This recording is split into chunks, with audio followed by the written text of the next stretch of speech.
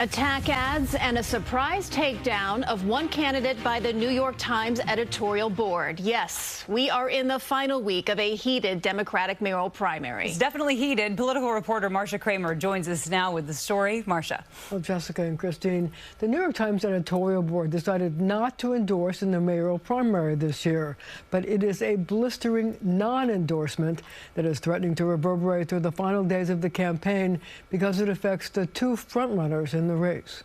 Are we ready to win for Andrew Cuomo? Andrew Cuomo held a massive Get Out the Vote rally with union members. Zohran Mamdani and Michael Blake cross-endorsed each other as part of a strategy to use ranked choice voting to hurt Cuomo.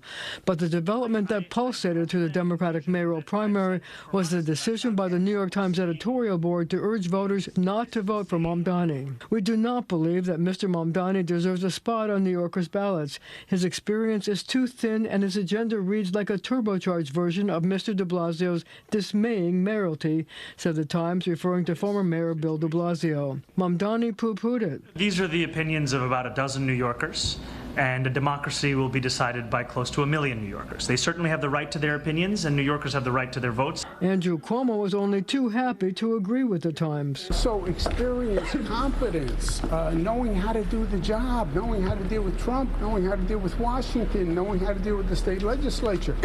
These are basics. And I believe in on-the-job training, but not as mayor of New York. And then you wonder why the city's not run well. Because we haven't had a qualified, competent mayor who knew how to manage the city. The Times raised objections to the former governor's ethics and conduct, but admitted, quote, he would be better for New York's future than Mr. Mamdani. All this as the two top contenders took to the airwaves to troll for votes. This is part of an ad by Cuomo super PAC, Fix the City. Listen to Zohran Mamdani. I was quite open to what would be considered being a radical from a very young age. What will that mean for us? Mamdani actually wants to move the homeless into our subway stations. Trump's billionaire donors support Andrew Cuomo, so it's no surprise they're lying about me. He's promising to defund the police.